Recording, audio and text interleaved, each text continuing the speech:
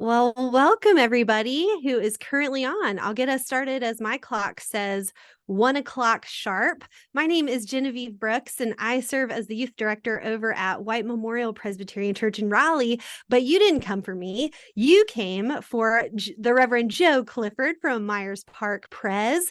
We are so delighted to have you, Joe, and for you to be leading us in this 1 o'clock Zoom. So this parenting Zoom workshop is titled Parenting in Anxious Times. How can we manage our anxiety in the process of parenting? And so Joe has been at Myers Park for, has it been over 7, 8 years? How long has it been? 7 years, yeah. 7 years. 7 years. And you are married and have two kids who are they both out of the house now? They are. I have a son, John, who's 25, and a daughter, Kate, who's 23. They're both So getting married living next summer, so it's going to be a very exciting, non-anxious time for our family. My son's getting married June 1st, my daughter July 27th. So that's Wow. A busy. busy full season. Yes, zero anxiety there, I'm sure. I'm sure.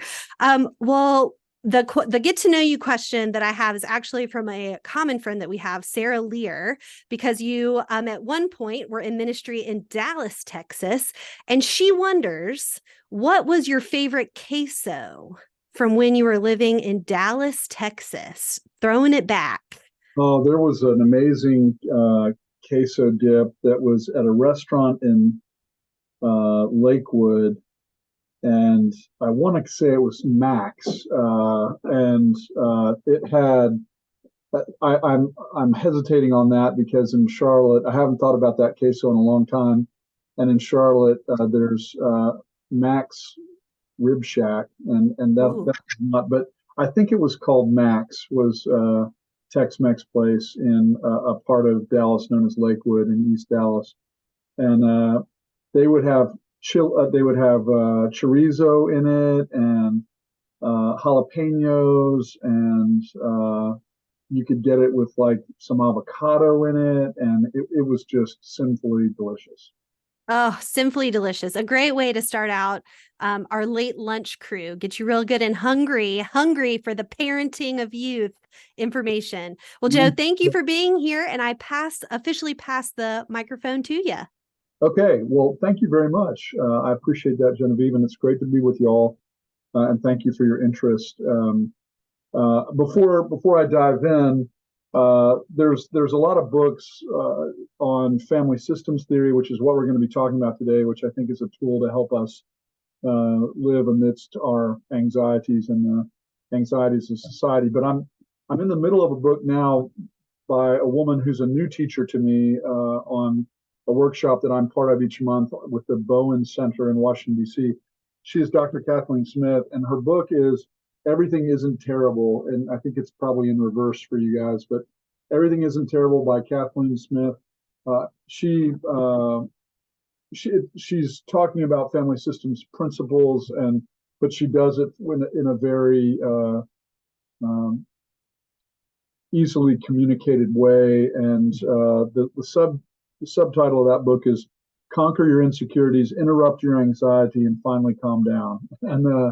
And so that's really hard to do in this day and age. On a societal level, there's a term in family systems called chronic anxiety, which is what a chronic state of anxiety. Our society is definitely stuck in this period where it comes with a number of different um, symptoms, and they include highly reactive society where just a word touches everything off, and they include herding, where we only group with people who are like us. They include quick fix mentality, wanting some technique to fix everything and make it right. They include blame displacement, which is a lack of willingness to take any responsibility for any of the problems in society or on a smaller level in our own families.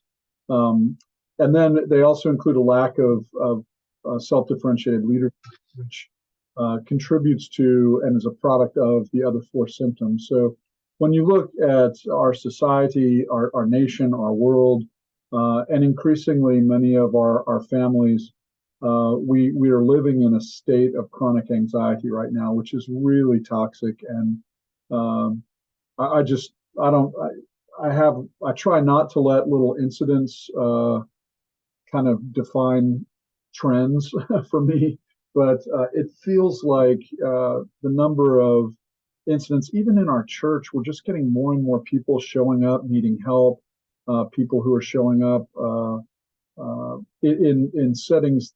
I served at First Dallas, which was an urban congregation, and we would have people come every day asking for financial help, people who did not have a house to live in, people battling severe mental illness. But we're starting to see that, in Myers Park. We're getting people coming in who are dealing with their own severe mental health crises, people seeking financial assistance, people, to the point that we've got people on staff who aren't feeling safe. And I think just on that little micro level, we're just in a state of chronic anxiety. And that anxiety really ramps up things at home because our kids are growing up in this world. They feel that anxiety. It's weighing on their hearts. We've got more depression, more wide range of mental health issues among our children. And I think they're kind of like they're our barometer. They're telling us that something is very broken in our world. I don't think they're the problem. I think they're the symptom of the problem. And so as parents, I think part of our goal is we function in what systems theory would say the L position, the leader position. That's not meant to be understood hierarchically. It's just meant that it's our function as parents to be in the L position. And the best thing we can do as parents is to be a non-anxious presence for our children. And that's really hard to do in a world of chronic anxiety, where I would imagine if we had every person on this call share where they are with regard to anxiety, the vast majority of us are feeling anxious these days. So let me do a share screen, and I'll do a quick walkthrough of what we're talking about here. Let's see. Yeah, there we go. So can people see that? Genevieve, does that look okay? Yes, we can see. Okay, perfect. Looks great. So there's seven basic concepts of family systems theory, and what I want us to focus on is emotional triangles, because as parents, we are in a ton of those. And I've been mentioning family systems theory just quickly. What is that? It was developed by a psychiatrist named Murray Bowen, and it's also known as Bowen theory. It doesn't see behavior and events through a linear cause and effect, or even multiple causation, but rather it sees things systemically. And the best example I can use is that kids are often kids who are acting out are a symptom of systemic issues.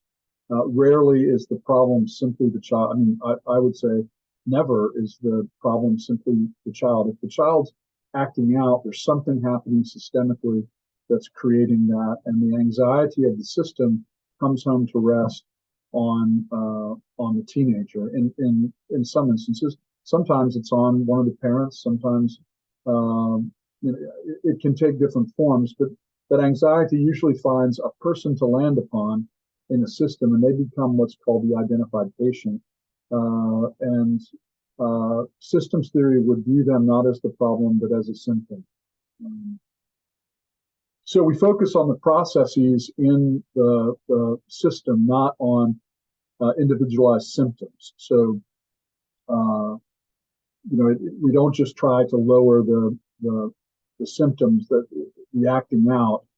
We try to figure out what is the process that's creating the acting out. So systems seeks to modify the system itself rather than just treat symptoms or focus on an identified patient. I had in a previous congregation a family that had a wonderful child who did well in school. Everything was going great. And then all of a sudden, it just started going off the rails. I mean, it was really a strange thing that they started, became very goth. This has been 20 years ago, so back when that was more of a thing, but dyed their hair black, painting fingernails black, doing all this stuff. And the parents came in and they were just at a loss, and they were looking at sending the child off to essentially a boarding school for children with disciplinary issues. And I asked them in the conversation that we were having about the child, how are things in your marriage? And one of the spouses said fine. The other spouse said, fine, in some ways we're stronger than we've ever been, and because we're having to deal with this. And I got a call the next day from the spouse who said fine, and they asked, why did you ask me that question? And I said, well, sometimes when kids are acting out, there could be issues in the relationship between the parents. And that spouse shared with me they'd been having an affair for about 3 months. And then when I asked, when did the child start acting out, it was like 2 months ago. And so that anxiety created by that in the system came home to rest on the child. It wasn't that the child knew about the affair. Nobody knew about the affair. But the anxiety created by its existence came home to rest on the child. And so in that way, systems wants to focus on systems, not symptoms. And a focus on the role that people play in the system, not simply on how individuals are behaving. So, in healthy systems, the roles can have a way of shifting. Like in my own family, which I mean we're relatively healthy. We have our things, but we do okay. We've been fortunate that there are areas of life where I take more responsibility for things. There are areas of life where my wife takes more responsibility for things. It's not that one person wears the pants in the system all the time. And when there's fluidity of role, then people don't get locked into to behaviors in the system. And so that can be a good thing. We were also fortunate in that our kids, as they were growing up, we didn't have one problem child and one good child. Sometimes we had issues with one and the other one was in a better position. And it was kind of fun in the mornings. I can remember when, elementary school age, I'd come downstairs and inevitably one of them would be pretty grumpy. And, I'd ask, well, how's everybody doing this morning? And the grumpy one would say, I don't want to go to school, and the other one would say, good morning, Dad. How'd you sleep? And I'd say, don't throw your sister under the bus. But fortunately, those roles were fluid. So that was helpful. This was I'm a big fan of New Yorker cartoons. I love this. Your mother and I are feeling overwhelmed, so you have to bring yourselves up. I mean, how often do we just want to be able to say that? But as parents, that's not an option. So one of the tools of systems theory is a family diagram. What you're looking at here, the square is the dad, the circle is the mom, and the kids, a boy and a girl. And they're developing new symbols for genograms because of many families are having issues with gender identities, and that's becoming something that family systems people are interested in and want to figure out. But they're going to have to figure out how to modify their tools to the new realities that our society is presenting.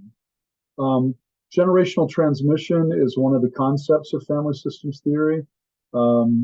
Individual therapies tend to focus solely on parents, but systems theory looks at all the multiple generations. And usually, if I'm working with people, I like to get 4 generations of a family, because you start to see some patterns develop, and those patterns have a way of repeating.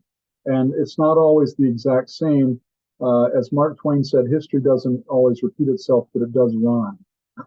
And so I'm always fascinated when people are having an issue with a child who's acting out and kind of being kind of wild. I'll ask if they had siblings, and I'll ask, well, who was the wild one when you were growing up? And sometimes it's the parent was the wild one, and so the child is fulfilling the role that the parent played when they were the same age. And sometimes it's a sibling, and it's a tremendous resource if that sibling sort of got life on the right track and going. It's a wonderful resource to have a child who's acting out to be able to speak with an uncle or an aunt who had that own chapter in their life and things worked out, because relationships between aunts and uncles and their nieces and nephews are far less emotionally loaded. There's a lot less anxiety in those relationships than the relationships of parents and children. So when we can mobilize our extended family, it's why grandparents don't have the problems with their grandchildren that kids have with their kids, because there's less anxiety in those relationships.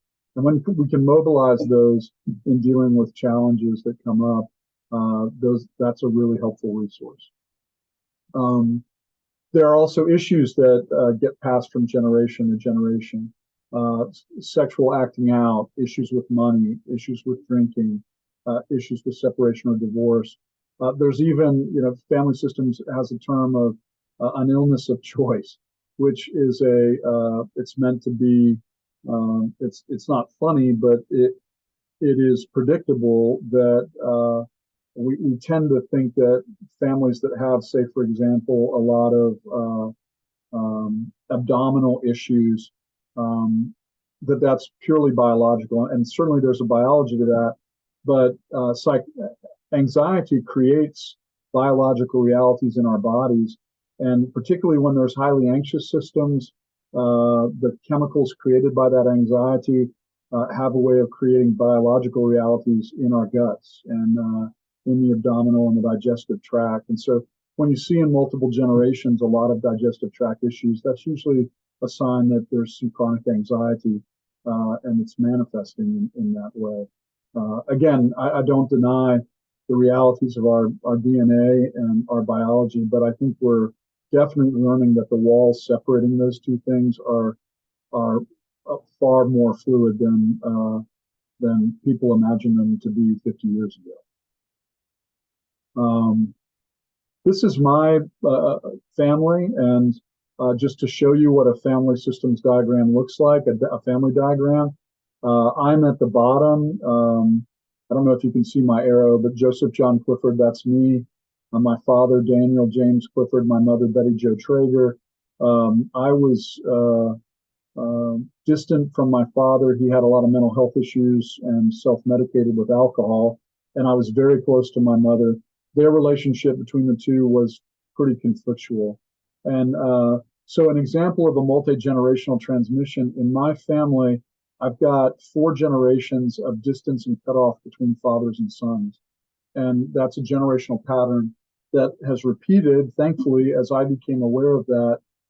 It's helped me in my relationship with my own son.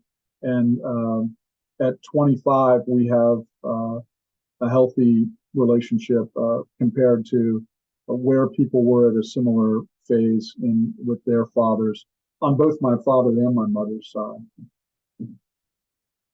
Okay, I want to stop and because I've been talking for a while and see if there's any questions.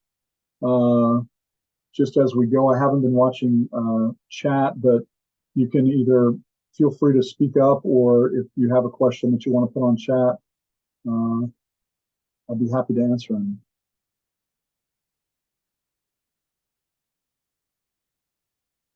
Okay. Joe, I have a quick question just about setting up, Kim's not, a quick question about setting up the 4 generations. What information are you trying to elicit in that? Like, what facts about your mom and your dad, your grandparents, your great-grandparents? Is there a set of questions? Level, you want birth dates, marriage dates, if they're divorce dates, death dates. You want to know cause of death. You want to find out if there were divorces, what were the issues there. You want to find out what their work was, what their jobs were, what their education levels were, what You want to find out as much about them as you can. And you know, in my own family, as I was going through my genogram when I first started working on my own family of origin, you know, I noticed that I had an aunt who was born 6.5 months after my grandparents were married. And I asked my mom, you know, do you guys ever wonder about that? And she said, yeah, well, what happened? And so we went back and forth. And I said, well, she told me, well, your grandmother told me that your aunt was premature. And I said, oh, okay. And then she said, you need to know that your aunt weighed 9 pounds, 6 ounces when she was. So then I recognized, I don't think I'd ever realized that my grandparents didn't marry until they were in their 30s. Mm-hmm. And so I thought, wow, what's it like for two people born in 1900 and 1902 not to marry until their 30s? And what was that about? Then I subsequently found out they were both engaged to other people. And so as I learned more about them, it increased my capacity to understand them as human beings, not as granny and granddaddy. Mm-hmm. Or I also learned things about my parents. I remember talking to my mom about her marriage to my dad. My dad grew up Catholic. None of his family came to their wedding. I didn't know that. And he had stopped practicing Catholicism before he met my mom. So that was just kind of a shocking thing. I asked her, why did you marry dad? And my mom said, well, it was an adventure. And I remember being in my 40s and figuring out that my mother was an adventurer. Mm-hmm. And that was such a beautiful thing to learn about my mom. I never thought about her that way. I thought about her as kind of my anchor and my rock, and to realize, no, looking back at her life, she was definitely an adventurer. So that's a bigger answer than probably you were looking for, but does that help understand the purpose of that? It's interesting. I actually kind of have heard you talk about it enough. I knew sort of the purpose, but it's sort of hard. It was a great answer. So yes, it answered my question. Before we dive, we're going to focus now on emotional triangles, which is kind of what all of us live in, and which is the hardest place to regulate our anxiety, and usually the only place where we can. So, we ready to dive into that? Okay. So this again was my family. It's okay. Emotional triangle. So there are 7 rules of emotional triangles. What happens in our relationships is that 2 people can have a really hard time relating to each other without things getting anxious. And the way we as human beings tend to regulate that anxiety is we triangle, we bring in a third. So in this diagram, A and B are the 2 people. C would be the triangled party. Now, we learn to function this way from the time we're born, because in systems, there's the term the monster triangle is our mom, our dad, and us. So, in some instances, the child is the triangled party between mom and dad. In other instances, a child will be closer to mom or dad, and the other person is the triangled party. So, you know, we're particularly going to focus in on the triangle of mom, dad, child today. So rule number 1 of an emotional triangle is that the relationship of any 2 members of an emotional triangle is kept in balance by the way a third party relates to each of them or to their relationship. So this is a very important concept, that our relationships with our spouse is never simply defined by our relationship with our spouse if we have kids. It's always informed and kept in balance by our relationship with a child or children. Now, again, in my system, I've got a triangle with me, my wife, and my son, and there's a triangle of me, my wife, and my daughter. There's a triangle of my son, my daughter, and me, my son, my daughter, and my wife.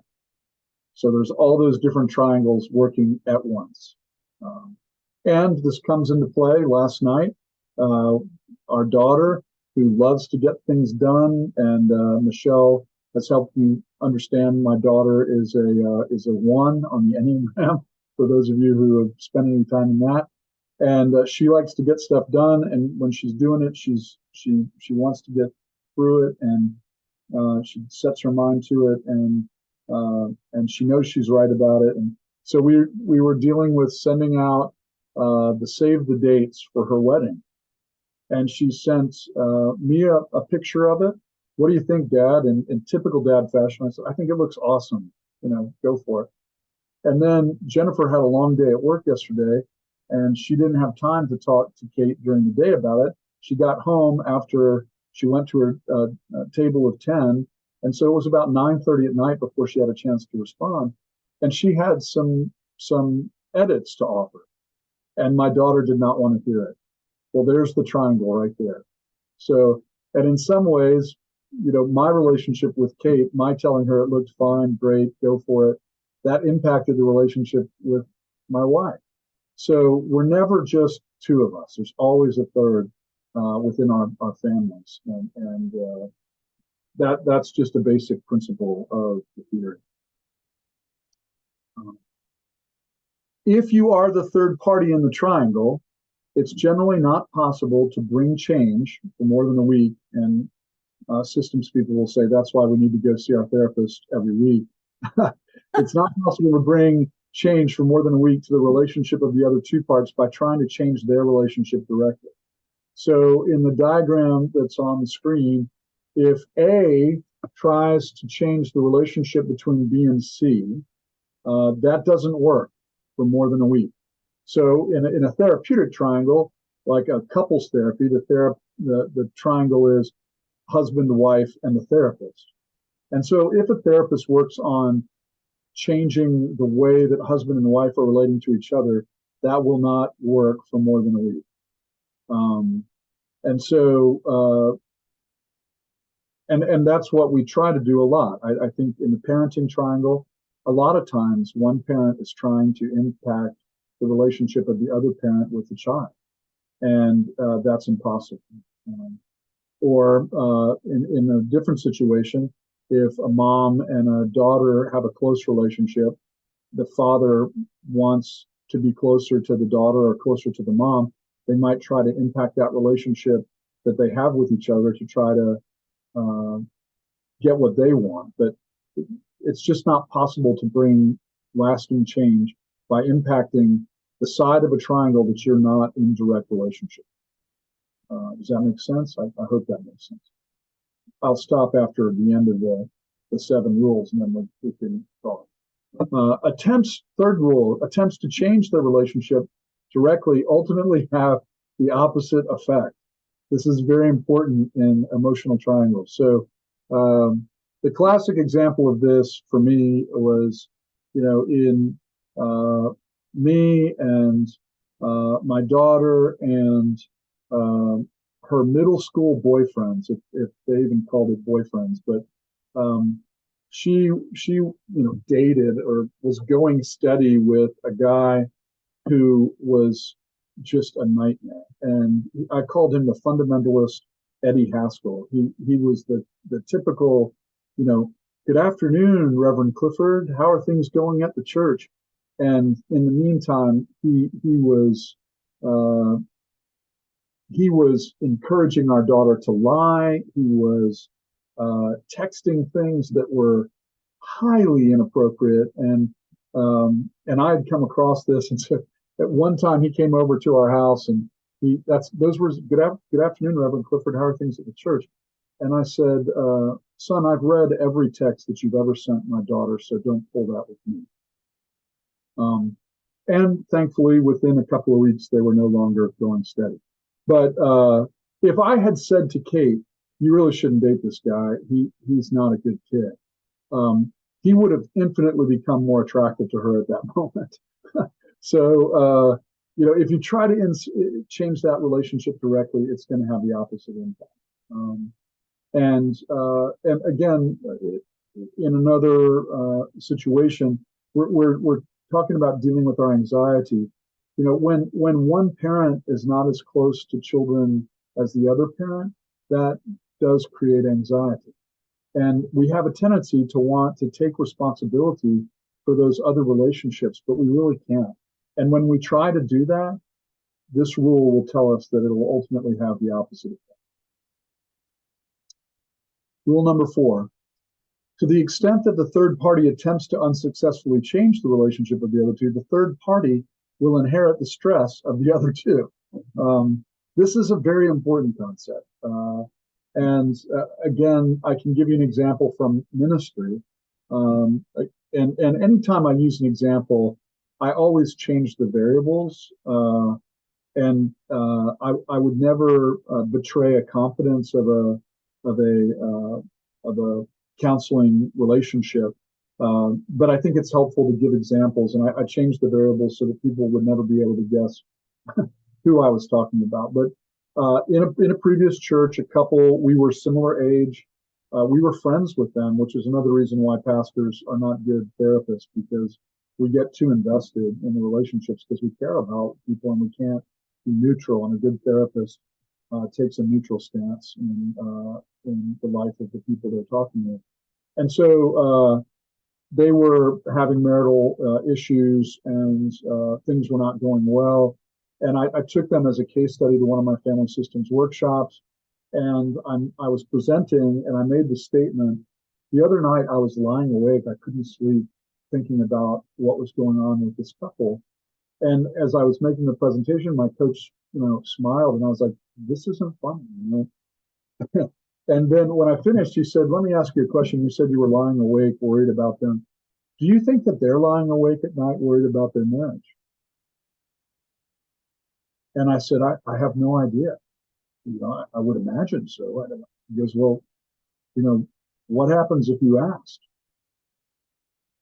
And so I decided to say the next time we met, I said, I'm not sure that I can offer any help in your relationship anymore.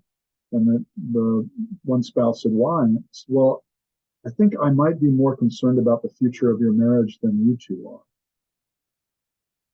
And the one spouse said, I mean, how can you say that? I mean, and the other one said, you're probably right. And I was taking the anxiety of the relationship that was a product of one of the partners was already checked out, which was devastating for me and for the other spouse.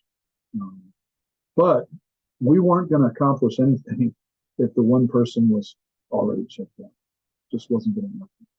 And I had received the anxiety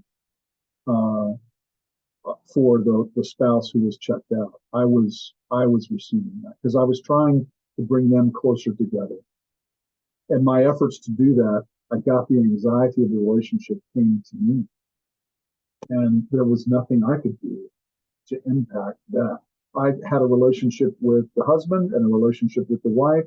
I could not impact how the husband and the wife related to each other. I could encourage the husband and the wife to self-define in that and to define what they wanted from the relationship, to define who they wanted to be as a husband and a wife, but I couldn't impact how they related to each other. And so when it became evident that one of those people was not interested in the relationship, there wasn't anything I could do. Fifth rule, triangles in an emotional system interlock, so the efforts to bring change to any one triangle will be resisted by forces in the other triangle. So, again, I mentioned in my own nuclear family, there are 4 triangles at play all the time. And so how my wife and I relate to our son, impacts the triangle of my son and his sister, and my wife and my son and his sister and me. Every change in any one triangle will by definition shift other triangles. So that's the way that they work. Number 6, one side of a triangle tends to have more conflict than others, and that's a basic principle because we create the triangles to deal with our anxiety. And so, the anxiety between A and B will draw in C. And so that one side tends to be more conflictual than the others because that's the anxiety that's creating the triangle in the first place. And this is kind of a restatement. We can only change relationships to which we belong. So A has a relationship with B, and A has a relationship with C. And so these relationships, A can define where they want to be in that relationship. They can stay connected to the degree that they're possible, and they can regulate their own anxiety here and here. There's no power over this side of the triangle. So we can only change relationships to which we belong. Let me stop the share. Am I still sharing? Did I stop it? I think I did. Oh, is it back? You stop sharing for right now. I've stopped sharing for now. Okay, perfect. Okay, questions. I'm sorry, that's a whole lot at once, but I didn't want to stop on every rule.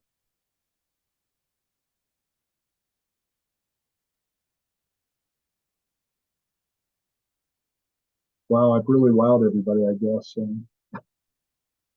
I mean, I'm disappointed. I'm disappointed in all of that information. You're telling me I cannot control other people's relationships? That is very disappointing to hear. Yeah, I know it's a real letdown. One question that I usually get is, so what do we do? How do we function in this? And in family systems theory, there's a term called self-differentiation. And my understanding of self-differentiation is that it involves three things.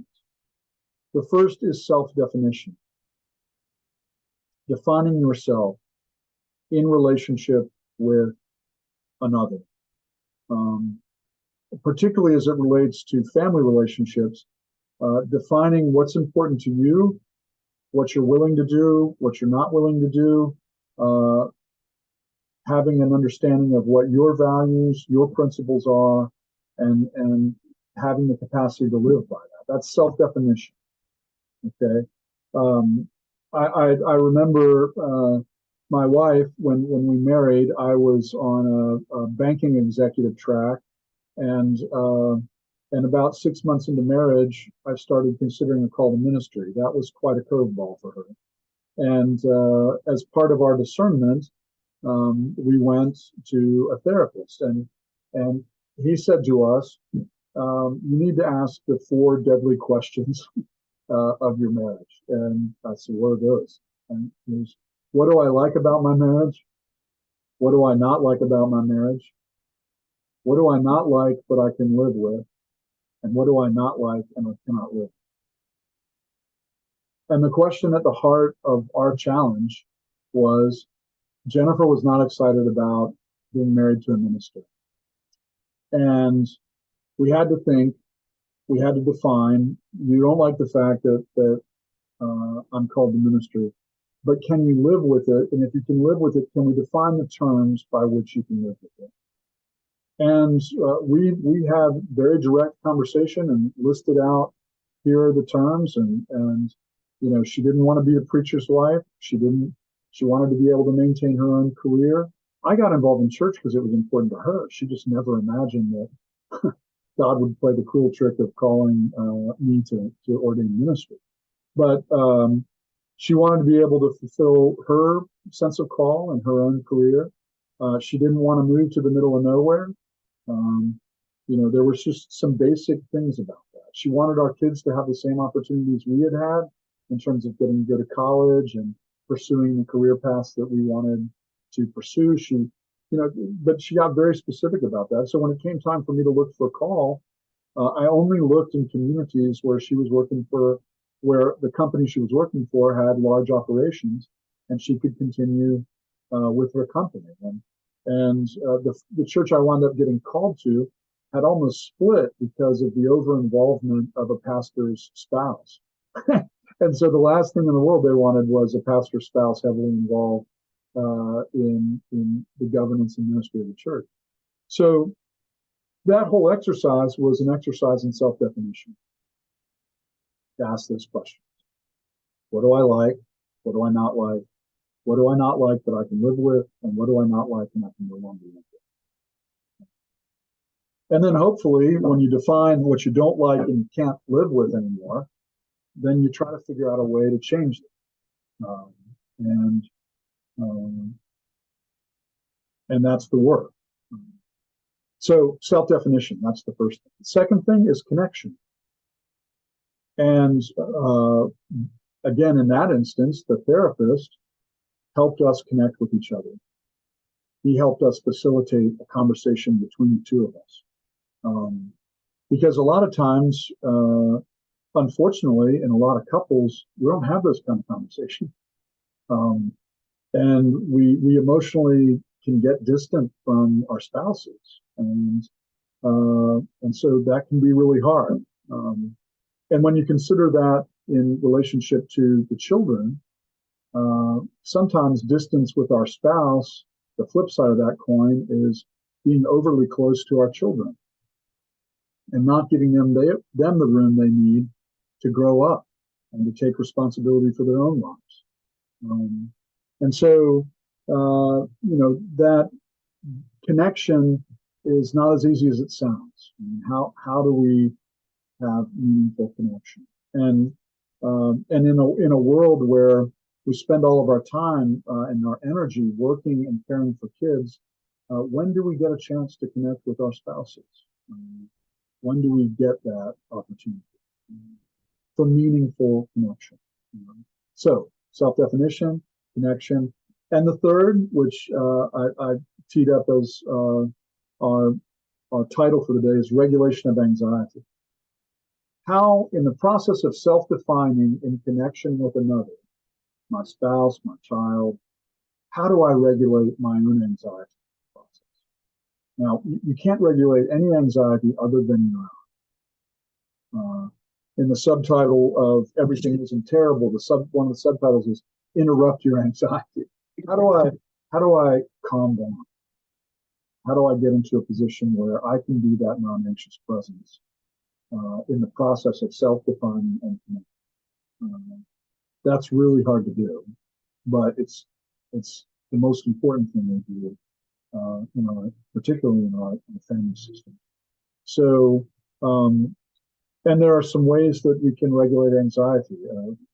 Here at Myers Park, Michelle's done a great job equipping our youth and everybody else who will listen with the tool of meditation. How do I simply breathing before we respond to another can help our brain absorb the adrenaline that's firing in it when we get worked up. Just take 10 seconds. That's about how long it takes the brain to absorb adrenaline. Before you speak, how can you breathe? Give your system oxygen so that those fight, flight, or freeze instincts are not taking over. But you just process all that stuff that fires in us when we get anxious, so that we can be a non-anxious presence. So meditation is an ongoing tool to deal with the anxiety of our lives. But in the heat of the moment, just the simple action of breathing is really important. Humor is really important. And humor can be tough because sometimes humor can become sarcasm, and that's bad. That's a blade. And I'll confess that in my efforts to be humorous sometimes, I end up being sarcastic, and that ratchets up anxiety, not lowers it. So I give you an example. My son, when we first moved to Dallas, was dealing with a bully, and the bully, he was, I know I'm biased, but he was really a beautiful child. And this kid was threatened by John's arrival as a new kid at the school, and he was kind of the lead dog. And he put a target on John. He would call John a girl, and would call John. This was third grade. He would call him gay. and other derogatory terms that I had no idea 8-year-olds called each other. And it was really messing with John. And so he talked to me about it, and I said, well, the key to dealing with a bully is to respond without escalating. So how can you respond to him without making things worse? And he said, well, I can tell him he's short. I said, well, that would be an example of escalation.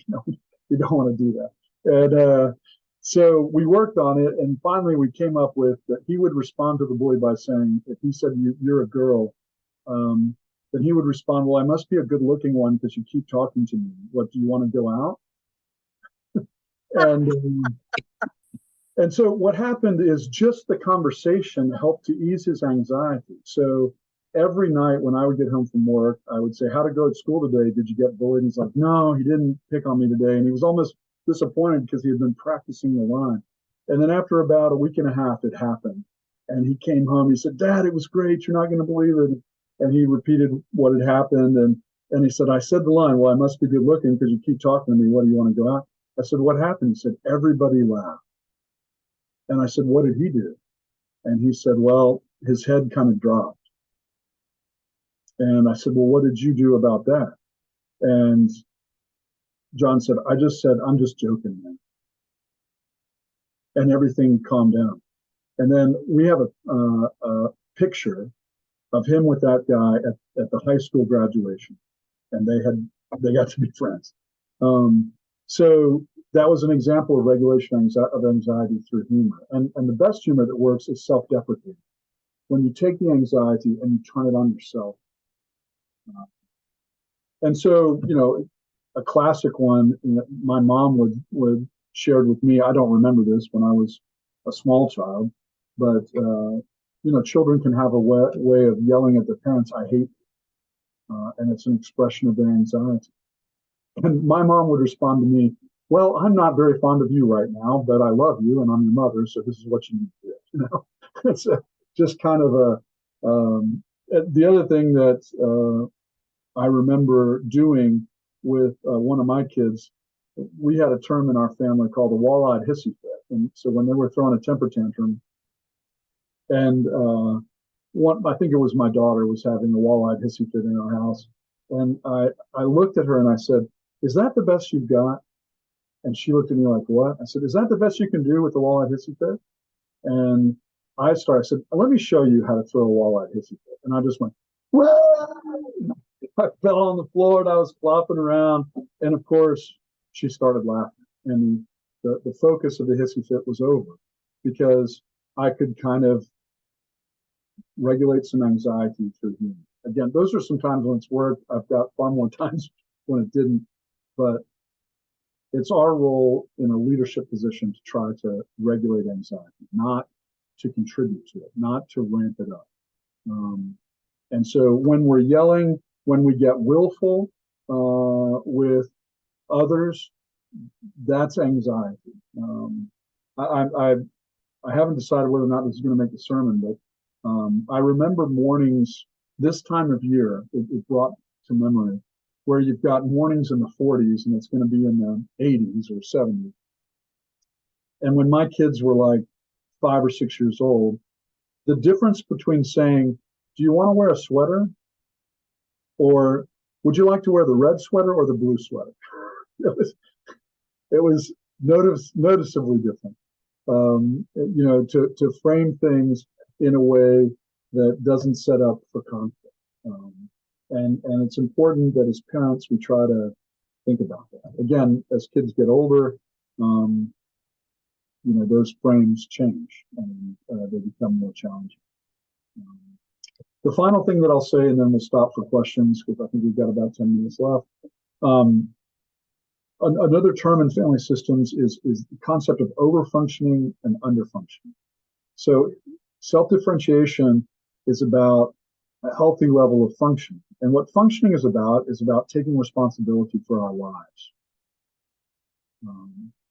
And so when we overfunction, we're taking responsibility for things that are not our responsibility.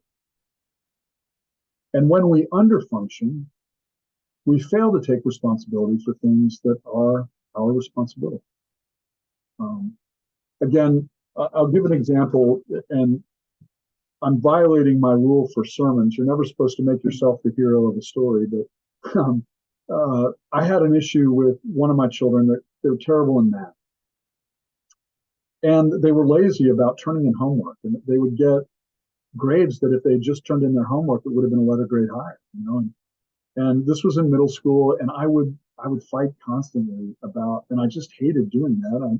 I took it to my family systems workshop, described what was going on, and my coach said, "Is there anything in you for your kids making a bad grade in me?" I said, "What are you talking about? I want them to reach their full potential. If they don't get good grades, they're not going to be able to get into the colleges that they want to get into. And I think my job as a parent is to help them reach their God-given potential. And so, and he's just being lazy and he's not turning the stuff." And he said, "Yeah, but is there any upside to that for you?" And he just kept pushing. And then finally I said, "Well, I guess community college is cheaper than a 4-year school and I'll have more money for retirement." And he said, "Go with that." So the next time my son brought home a bad grade in math, I said, "Well, thanks, John." And he said, "What?" I said, "I appreciate it." He said, "What do you mean?" And I said, "Well, community college is a lot cheaper than a 4-year school. And so you're really helping your mom and I. We'll have more money for retirement. So, when you make a bad grade, that really, that probably can be an okay thing for me and mom." He didn't know what to do with that. And so fast forward, summer between his sophomore and junior year, he was registering for classes in his high school. And he was looking online at a website for Miami University in Oxford, Ohio, which is where his grandparents went. And my wife walked by and saw him on the computer. "Look, what are you doing?" "Well, I'm seeing what classes you have to go to Miami."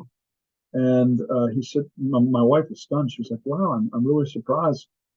Have you talked to your dad about that?" And my son said, "Well, Dad doesn't care. He hopes I go to a community college." And it opened the door for an opportunity to talk to him to say, "John, I have to confess to you, I really do care about your future. And I care a lot about where you go to college. And the truth is, I probably care too much about where you go to college. And it doesn't really matter if I care about where you go to college. You have to care where you go to college. And I can't make you do that. But it's really exciting to me that over the last few years, you've developed a concern for that. And it's important to you. And the only way it'll make a difference in your life is if it matters to you. And I can't make it matter to you. You have to make that decision." So, a lot of times I would overfunction. My own anxiety about my kids' future would lead me to overfunction in my parenting, which creates anxiety, and it's not helpful. A key to that is the healthy level of functioning, and that's part of self-differentiation. All right. I was committed to leaving time for questions, but you guys have not been a questioning group. But let me be quiet and see what you got.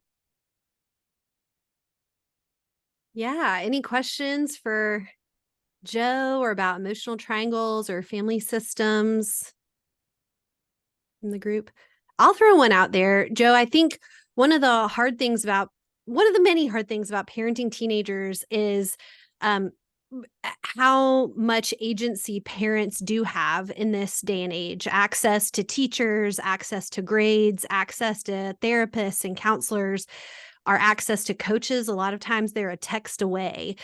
Do you have any advice for how we as parents, when we're concerned about maybe the line of who is accountable to help address the anxiety that our teenagers are feeling, how do we navigate when and if to step in to use our own agency to try to help a situation, or when we need to be asking our question, what's the upside to this? Yeah, well, I think those are all triangles, right? Everything that you just, so me, my child, and their teacher, me, my child, their coach, me, my child, their youth minister, me, my child, that all of those are triangles. And so my response is to think about how, where do I have direct relationships? So I have a direct relationship with my child. I have a direct relationship with their youth minister, their teacher. I can't control the relationship between that other and my child. That's a side of the triangle over which I do not have agency. I can't, and if I try to impact that, any effort I have will have the opposite effect. I'll also get the anxiety of that. I'll, et cetera, et cetera. So I think it's really important, again, if we apply the rules of triangles and the concept of self-differentiation, to think about what is my responsibility in this and what's not my responsibility. And part of the name of the game of parenting is that, when our children are born, they can't take any responsibility for their lives. We have to completely overfunction. We have to do everything for an infant, right? And then, we start to move that, the first big thing that they learn to do is go to the bathroom by themselves, right? Hopefully. And, I was convinced that my son was going to go to high school in diapers at one point, but he figured it out. So, and the name of the game in parenting is for us to back off more and more and let them take more and more responsibility for their lives. So by the time they get to high school, your impact on them is probably over. Yeah, I mean, it's from the time that our kids are about 12 till they're about 23, parents just get dumber and dumber, right? And then I'm in a fun stage because now my kids are asking what I think about things, and it's like, oh, all of a sudden I've gotten a little smarter, So I think that the name of the game is we want our kids to take responsibility for themselves and develop into capable, mature adults, right? That's what we want for our kids. So if we're taking responsibility for their grades, for their athletic performances, or whatever, if we take that on ourselves, then our children are not taking responsibility for those things. And so, that's so how we relate to a coach, to talk to a coach about how they should be relating to my child, I'm trying to manipulate a side of the triangle that I don't have a direct relationship with. Now, I can talk to the coach and say, what are your expectations of parents in this program? How can I support you in what you're doing? What do you need? And then I can talk to my child. What are your goals for your life as it relates to this sport? Or fill in the blank, this activity, how can I support you in reaching those goals? But what's important to you about this?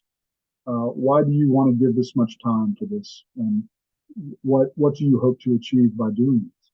To help the child be intentional about why they do what they do and what they want to get out of it. Does that make sense? Oh yeah. No, it's helpful to see how you lay those triangles over those relationships. That's very helpful. Right. Yeah. And every one of them. I mean, whenever I'm in a church meeting, and thankfully we're in a great time at Myers Park Pres, relatively speaking. But I've been in instances when things have been tough at a church meeting. And whenever somebody is just totally losing it at a church meeting, I literally try to imagine me, that person, and the triangle. Because nobody ever gets that upset about church. It's always the church is being triangled in something else. And so I'm always trying to regulate my anxiety by just imagining what is that other for this person. And it just helps me stay calm and not react in the moment. It's a tool. So, yeah. Yeah. And I love this quote that's in the chat that Kimberly Stump has added. Remember that Mark Twain quote, when I was a boy of 14, my father was so ignorant, I could hardly stand to have the old man around. But when I got to be 21, I was astonished with how much the old man had learned in 7 years. That's great. That's probably the original version of what I was saying. Twain has got so many great quotes. Yeah. Well, any other questions or final comments? Here we are right at our time. This was excellent timing. It's like you've done this before. Thank you, Joe. That was great. I'm going to put my email in the chat. And if anybody wants to reach out or sometimes it's tough to ask questions on a Zoom call, but feel free. And I don't have any magic pills I don't have any prescriptions, but just I can help talk through. That's why in systems theory, we refer to coaches. You know, that I call my teachers and that my coaches, because that's kind of their function. I've got to play the game, and they're coaching me in how to do it. Yeah. Oh, wonderful. Well, thank you so much, Joe. Thanks, y'all, for joining us for this awesome day. Oh, yes, yeah, no, Allison. I was just going to say, Joe, would you mind praying for us before we close? I would love. Thank you. Let us pray.